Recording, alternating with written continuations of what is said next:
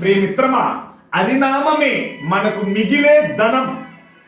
అది ఎంత గొప్పదంటే సృష్టి ఆది నుంచి అనాది వరకు ఆ హరినామ సంకీర్తనే పరమ బంధువై కాపాడుతుంది. హరినామమే మనకు మిగిలే ధనము, హరినామమే మనకు మిగిలే ధనము. చోరుల కందని విలువైన ధనము, భార్య పుత్రుల సించని ధనము, బంధుమిత్రులు కోరని ధనము. హరినామమే మనకు మిగిలే ధనము.